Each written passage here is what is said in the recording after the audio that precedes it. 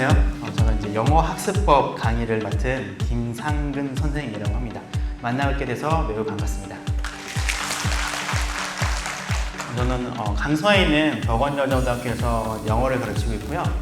EBS에서도 강의했었고 지금 현재는 강남구청 인강이랑 교육개발 그리고 서울시 교육청에서 자기소개서 컨설팅 지원단을 하고 있습니다. 여기 계신 분들이 다 중학교 학부모님이시죠? 혹시 고등학교 학생을 자제분으로 있으신 분 계신가요? 혹시 손 좀 한번 들어보시겠어요? 별로 없네요. 일단 여기 계신 분들은 대부분 중학교입니다. 대부분 중3이죠. 그렇죠? 그래서 저는 이제 중학교 학생들이 영어를 공부하는 것보다는 이 학생들이 이제 고등학교 내년에 갔을 때 어떻게 하면 이렇게 변화무쌍한 입시 환경에서 영어라고 하는 과목을 전략적으로 활용할 수 있는지를 강의하도록 하겠습니다. 일단 영어는 크게 두 가지로 나눠서 보신다고 보시면 됩니다. 일단 수능 영어랑 내신 영어랑 분리해서 공부할 필요는 있습니다. 왜냐하면 지금은 내신 영어랑 수능 영어랑은 굉장히 많이 격차가 크다라고 보시면 돼요. 수능 영어는 아시다시피 대부분 17개의 듣기 문항과 나머지 28개의 독해 문항으로 이루어져 있습니다. 대부분 수능은 아시다시피 한국교육과정평가원에서 출제를 합니다. 그리고 여러분들이 영어를 지금 공부할 때 가장 많이 중점 두는 게 문법을 많이 공부할 거예요. 특히 중학교에서 시험 문제를 보면 대부분 다 영어 문법 문제가 많이 출제가 됩니다. 근데 고등학교 올라와서 모의고사라던가 실제 수능장에 가면은 문법 문제는 한 문제만 출제가 됩니다. 굉장히 문법 공부에 대한 회의감이 많이 생길 것 같아요. 그렇죠? 왜 우리는 이렇게 많은 아이들이 영어 문법에 중학교 때 특히 이렇게 많은 시간을 할애하고 있을까라는 의문점에 들기 시작을 할 겁니다. 자, 그런데 내신 영어는 수능 영어랑은 완전히 다르다고 보시면 돼요. 특히 요즘은 이 학종 자체가 너무 이제 대세가 되다 보니까 수업이 많이 바뀌었습니다. 특히 작년 1학년부터 2015 개정 교육과정이 도입이 돼서 완벽하게 수업이 이전 시대와는 다르게 진행된다고 보시면 돼요. 기본적으로 내신 영어는 수행평가와 집필평가로 구분됩니다. 수행평가의 비중이 고등학교 올라오면 얼마만큼 커지는지 아십니까? 국영수 같은 경우에는 최소 40%가 수행평가로 치러집니다. 영어 같은 경우에는 학교에 따라서 50% 이상이 차지하는 곳도 많습니다. 나머지 이제 60에서 50 정도가 중간과 기말이라고 하는 집필코스로 측정이 돼요. 그 다음에 당연히 출제는 학교마다 다르고요. 학교 내에서도 어떤 선생님이 출제하느냐에 따라서 그 경향이 완전히 바뀝니다. 내신 영어 같은 경우에는 매해 출제 경향이 바뀐다고 보시면 돼요. 그 학년을 구성하는 선생님이 약간 작물을 강조하시면은 영장문과 관련된 문제가 많이 나오겠죠? 약간 이제 나이가 드신 분이 계시면은 문법 문제가 많이 출제되기도 합니다. 아니면 이제 수능을 좀 강조하는 분이 계시면은 문제 자체가 수능용으로 출제되기도 해요. 굉장히 매해 그리고 매 학년마다 출제 경향이 다르고요. 특히 내신 영어는 수능과는 다르게 문법 문제의 비중이 상당히 높다라고 보시면 됩니다. 물론 학교에 따라서는 다르긴 하지만 평균적으로 보면 문법 문제의 비중이 30% 이상이라고 보시면 돼요. 굉장히 큽니다. 특히 수능 문법은 아시겠지만 두 가지 유형밖에 없어요. 밑줄 유형과 선택 유형밖에 없습니다. 밑줄 유형이 좀 어렵긴 해요. 근데 내신으로 가면은 내신의 시험 범위는 굉장히 좁죠. 교과서 플러스 부교재 플러스 모의고사 문제화 정도 되는데 한정돼 있어요. 시험 범위가. 그러다 보니까 문법 문제가 어디서 나오는지 정도는 학원가에서 아주 빠삭하게 분석을 해냅니다. 그래서 학교에서 출제되는 문제는요, 문법 문제 특히 선택형과 밑줄형이라기보다는 문장 전체를 다 밑줄 쳐요. 그리고 5개의 문장을 밑줄 다 치죠. 그리고 좀 편하면은 틀린 문장을 고르시오. 심한 경우에는 틀린 문장의 개수를 고르시오. 이렇게 많이 출제돼요. 이러다 보니까 문법을 완벽하게 공부하지 않고서는 내신 영어에서 생각보다 좋은 점수를 얻기 힘듭니다. 특히 중학교 때 공부를 잘했던 아이들이 고등학교 올라오면은 정말로 영어 과목에서 멘붕에 빠지는 경우를 많이 보게 돼요. 정말로 힘들어합니다. 자, 수능 영어 문제 분석을 드릴게요. 수능 영어는 아시다시피 절대평가로 치러지고 있습니다. 아시죠? 국어랑 수어랑 탐구 과목과는 다르게 등급만 고지돼요. 철저하게 1등급부터 9등급까지 고지가 됩니다. 그러다 보니까 처음에 절대평가가 도입이 됐을 때 영어 굉장히 쉬울 거다라는 예상이 많았습니다. 아니나 다를까 2018 학년도 수능의 첫 번째 절대평가 도입된 시험인데요. 1등급의 비중이 무려 10%, 2등급은 누적 비율이 29%, 30%죠. 3등급까지가 무려 과반수가 넘었어요. 고등학교 자제분이 있는 학부모는 아실 겁니다. 수학과 국어와 탐구 영역에서 1등급, 2등급, 특히 3등급까지 따는 게 엄청나게 힘들다는 사실을 아실 거예요.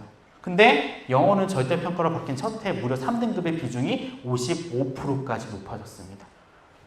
대부분 3학년 때 되면 수능을 포기한 애들이 많아요. 그럼에도 불구하고 수능을 친 학생들의 50% 이상이 3등급이라고 하는 굉장히 높은 등급을 받게 됩니다. 그러다 보니까 이제 많은 학교에서, 매체에서 영어 공부할 필요 없다라는 이제 분석 기사가 나오긴 해요. 역시 이런 걸 또 평가원이 이용을 하죠.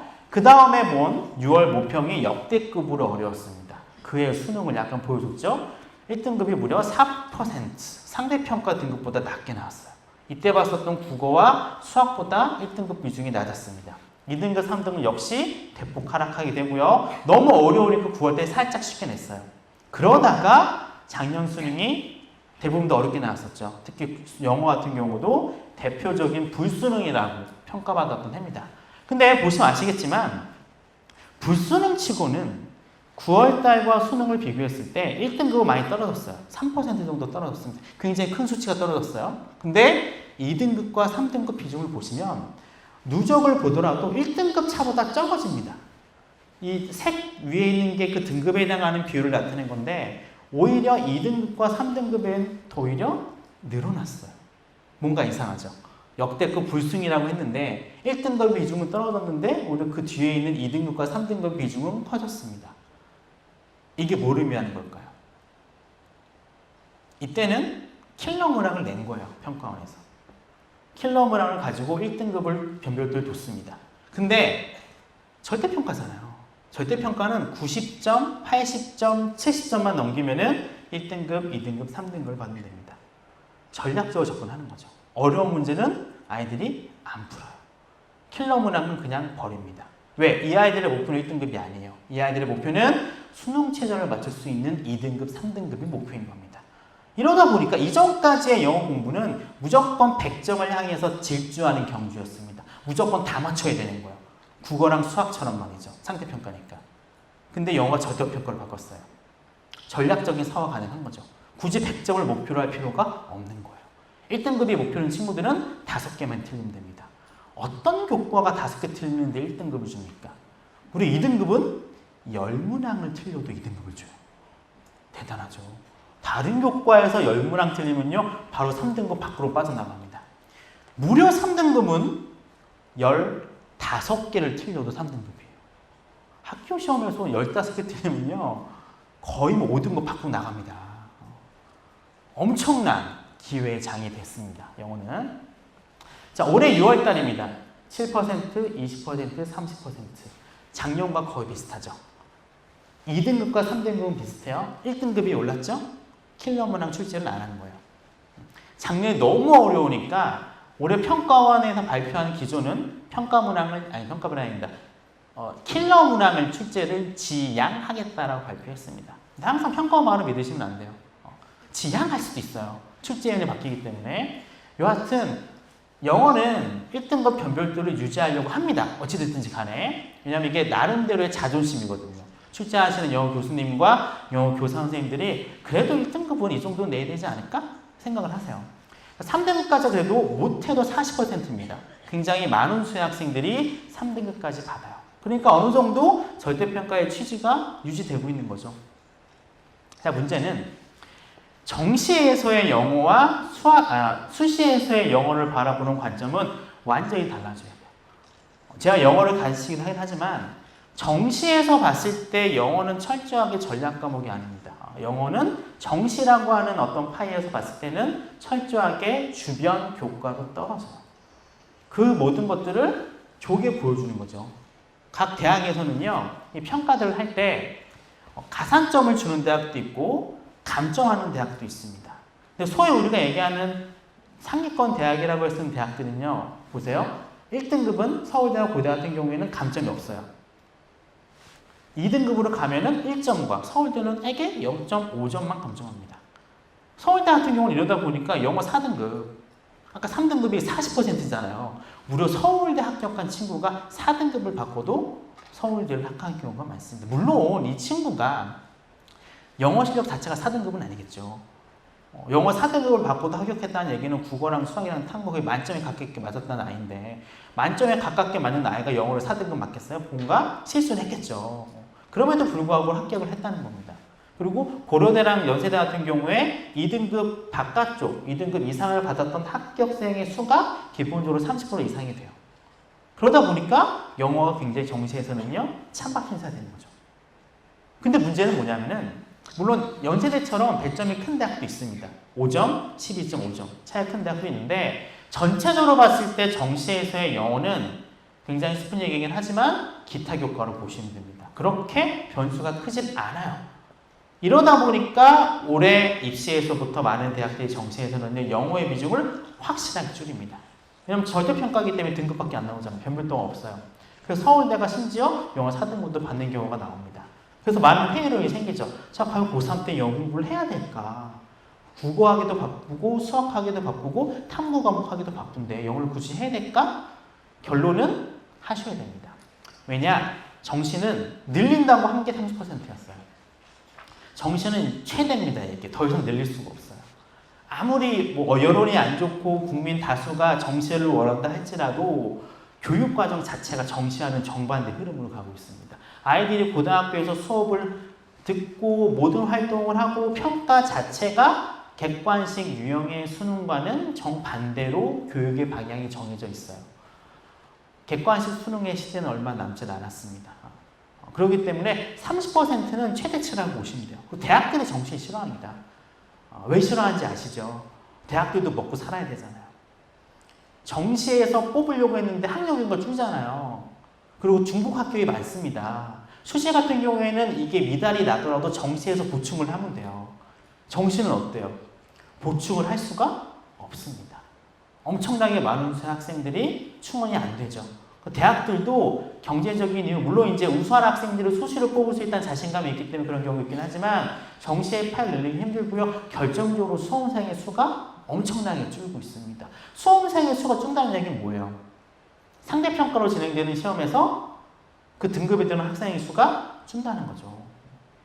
아니 비율로 4등급인데 4등급은 변하지 않아요. 4%는요. 비율은요. 4%, 7%, 11%인데 이거 달라지는 거죠.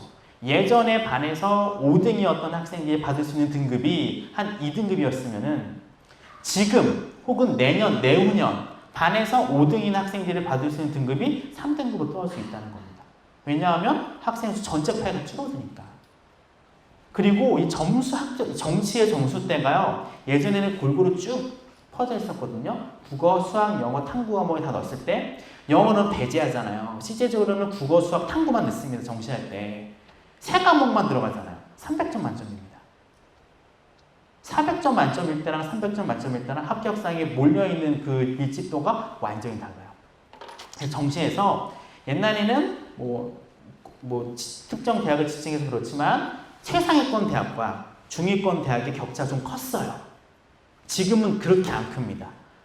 두세 문제 정도가 소위 얘기하는 A랭크 대학이랑 B랭크 대학이랑 결정지어요. 꼴랑 두세 문제인데. 그러니까 정시가 굉장히 힘든 거죠. 그래서 정시는 굉장히 사소한 점수로도 합격이 결정이 돼버려요. 지금은 더 심합니다. 근데 영어는 절대평가잖아요. 그렇죠? 영어는 당락에 크게 영향을 주진 않습니다. 대신에 무슨 역할을 하느냐, 영어는 철저하게 출발선을 결정합니다. 영어 1등급인 친구들은요, 남들이 맞는 만큼 받아요. 보통 비슷한 능력을 아는 아이들이 비슷한 대학에 지원하잖아요. 근데 대부분의 상위권 대학 같은 경우는 1등급을 받고 지원한다고 보시면 돼요. 근데 여기서 2, 3등급을 받는 학생들은요, 출발선상 자체가 뒤로 빠집니다. 한두 발자국에 출발하기 때문에 이 굉장히 0.1점 차이로 당락이 결정된 정시에서는 굉장히 영향이 크다라고 보시면 돼요. 그럼에도 불구하고 정시에서의 영어가 차지하는 비중은 아까 말씀드렸다시피 거의 기타 과목 수준으로 떨어졌어요. 근데 수시에서는 다르죠? 수시에서는요, 거의 대부분의 대학들이 등급을 반영합니다. 절대평가 영어 3등급이건 상대평가 수학 3등급이건 국어 3등급이건 수능 최저를 할 땐 동일해요. 전략적인 가치가 확 커지죠. 그래서 많은 학생들이 옛날에는 전략 과목을 국어라던가 탐구 과목을 했어. 국어로 공부하기 쉽죠. 우리말이니까. 공부하기 쉬운 거에 비해서는 점수가 안 나오는 과목이 너무 어렵기 때문에 대다수의 학생들이 탐구에다 승부를 걸어. 굉장히 변수가 크죠. 탐구를 나도 해볼 수 있다는 어떤 가능성이 있기 때문에 암기 과목이 많으니까. 근데 이걸 많은 학생들이 요즘은 영어로 갑니다.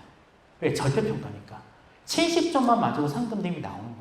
보통 인서울에서 중상위권 대학의 수능 체제를 보면 인문대는 2개 합이 4고요. 이공계는 2개 합이 5예요. 합을.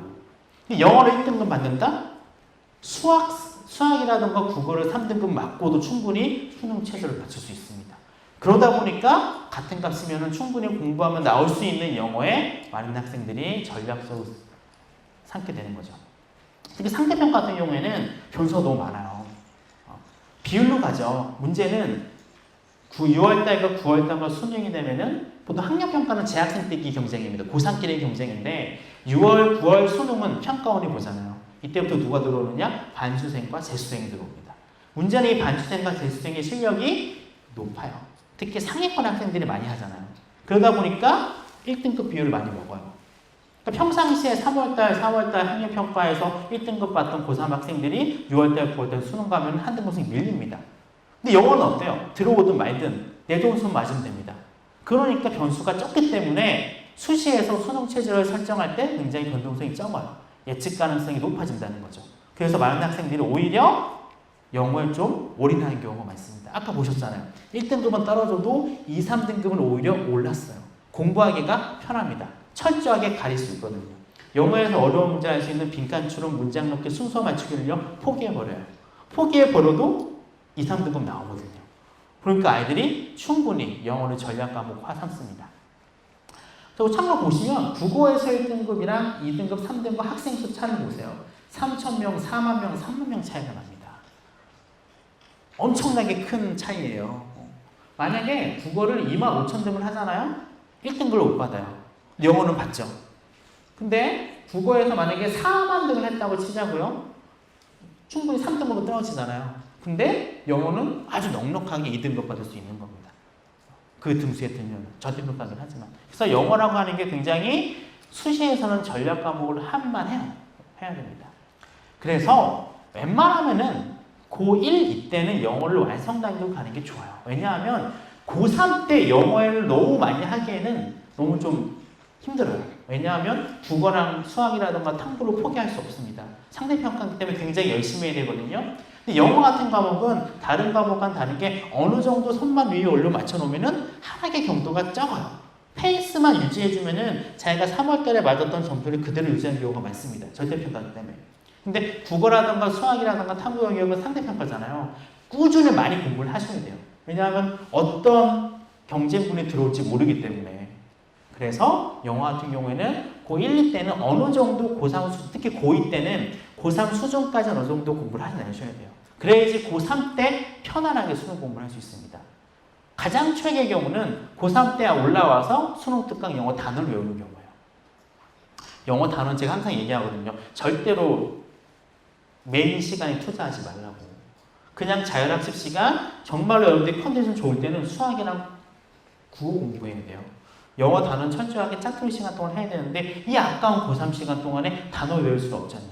그래서 무조건 단어라든가 기본적인 문법 같은 경우는 고1 때 끝내는 게 좋습니다. 특히 올해 고1부터는 EBS 연계 방식이 완전히 바뀝니다. 지금까지는 직접 연계였어요. 그대로 출시되는 경향이 많았습니다. 근데 지금 현재 고1부터는 간접 유형으로 바뀝니다. 간접 유형이라고 하는 것들은 간단하게 얘기하면 비연계 방식이에요.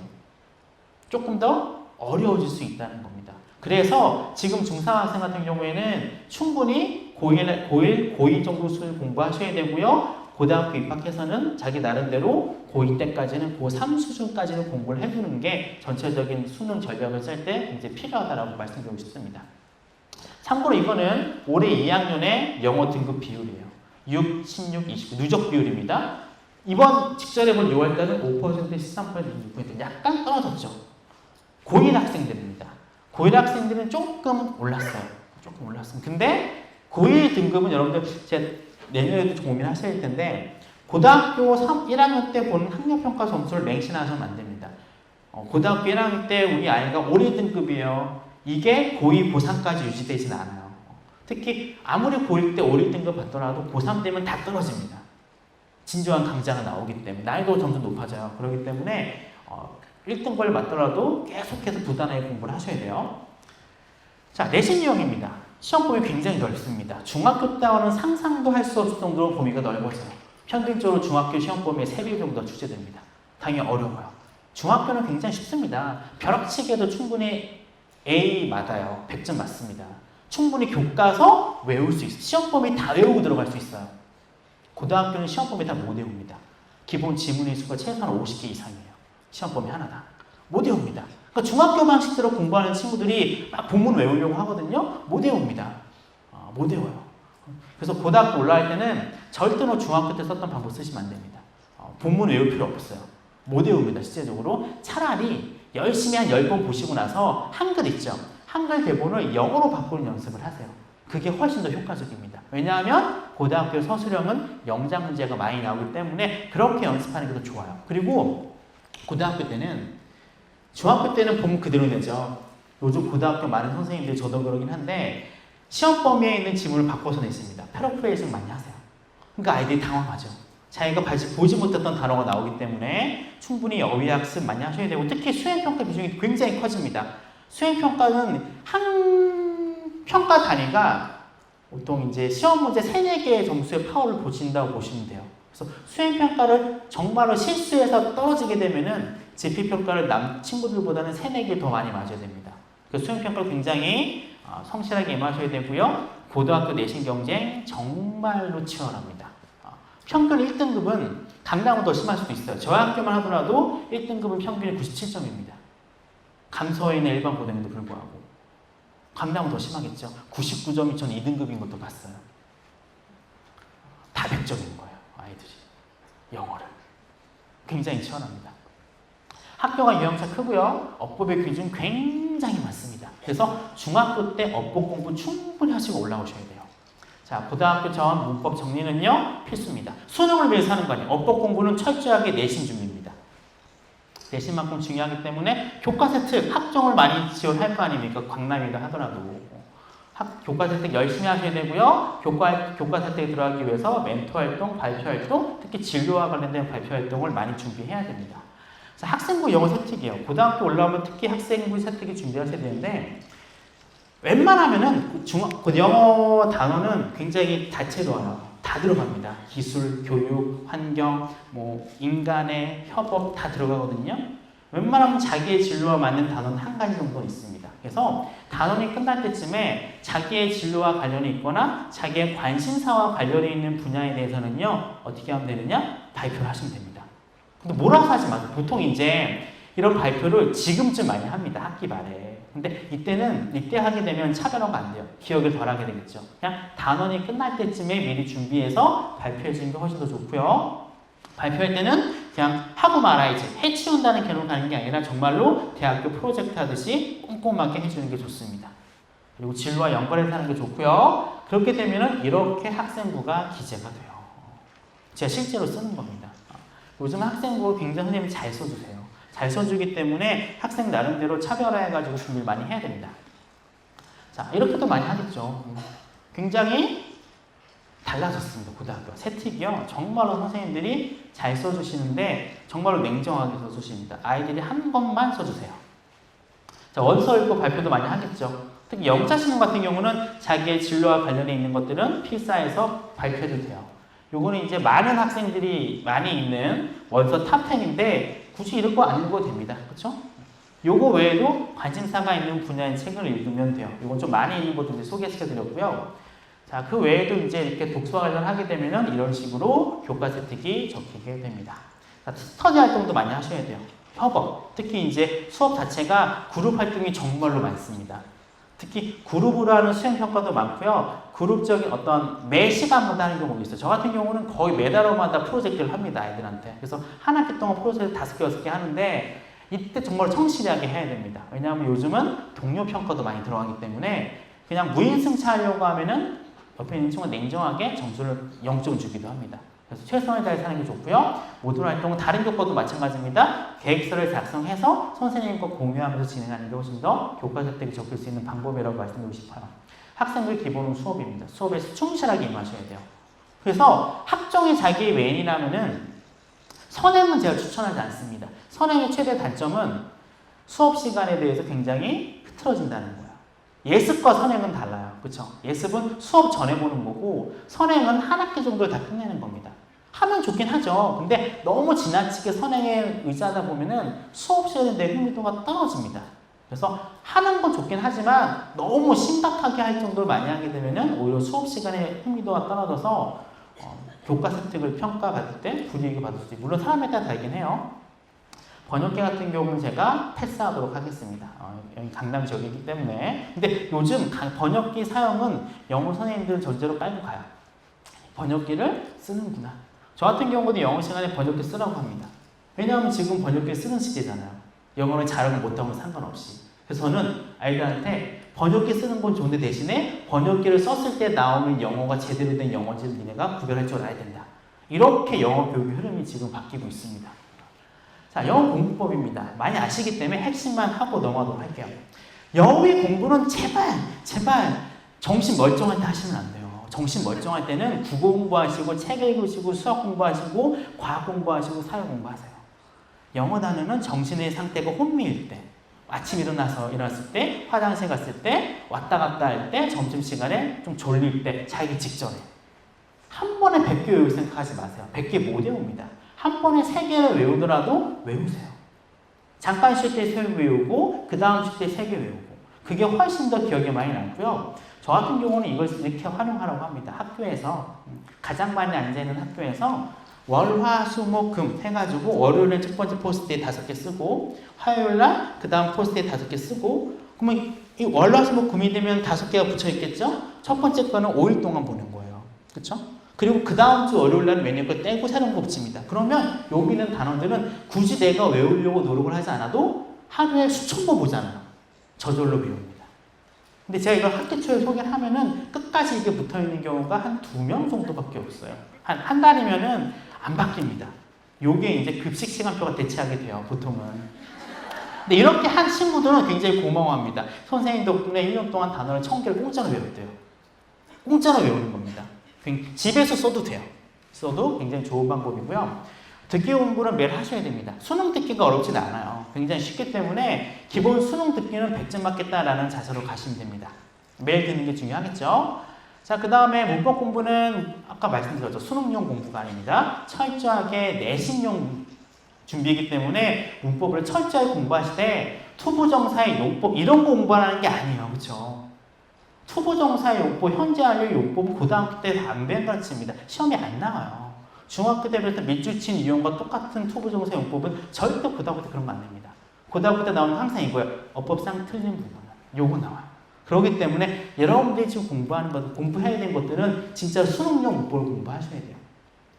투부정사의 용법, 현재 완료 용법은 문법용이 아닙니다. 철저하게 그거는 해석용이에요. 해석을 못하기 때문에 그걸 가르치는 거예요. 중학교에서는. 배우죠. 현재 완료 용법, 경험, 기간, 뭐 계속 하잖아요. 고등학교 때는 그런 거 절대 안 가르칩니다. 투부정사 용법, 부사적 용법, 형용사적 용법, 명사적 용법 그게 뭐가 중요합니까? 안 중요해요. 안 중요합니다. 대신에 밑줄친 동사의 유형이 투부정사가 나올까, 동명사가 나올까, 분사가 나올까, 동사원형이 나올까 이런 게 중요한 거죠. 이런 거 위주로 공부하셔야 됩니다. 자, 어법 공부 수능에서는 그렇게까지 중요하지 않습니다. 틀려도 돼요. 틀려도 1등급 나옵니다. 근데 내신에서는 틀리면 30%가 날아가요.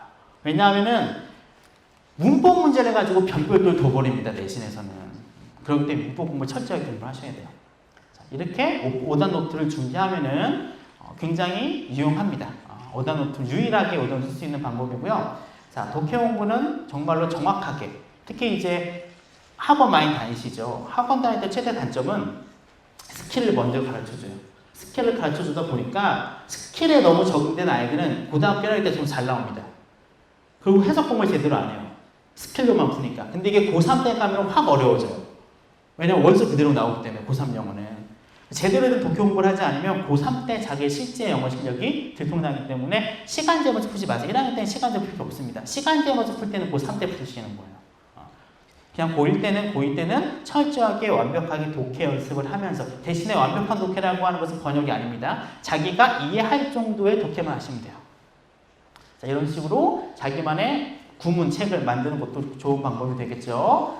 영어 같은 경우는 제가 말씀드렸다시피 자기의 대학의 목표가 정시냐 수시냐를 결정에 따라서 공부하는 방법이 완전히 달라진다는 거 꼭 기억해 주시기 바랍니다. 수능 영어는 포기해서는 안 돼요. 정시든 수시든. 왜냐하면 정시에서는 아까 말씀드렸다시피 철저하게 출발한 역할을 합니다. 남들보다 뒤처진 상태에서 출발할 수는 없겠죠? 그리고 수시에서는 정말로 수능 최저를 맞추기에 좋은 교과는 영어라는 사실을 꼭 기억해 주면은 정말 나중에 3년 뒤에 수능을 보고 수시 지원을 하고 발표가 나올 때 자기가 목표로 했던 대학에 한 걸음 정도 더 다가갈 수 있는 방법이 수능 영어라는 사실을 기억해 주셨으면 좋겠습니다. 자, 제가 길지 않은 시간이지만 이렇게 경청해 주셔서 감사하고요. 이 다음에 입시와 관련된 두 분을 강사분께 나와서 해주실 겁니다. 수고 많으셨습니다.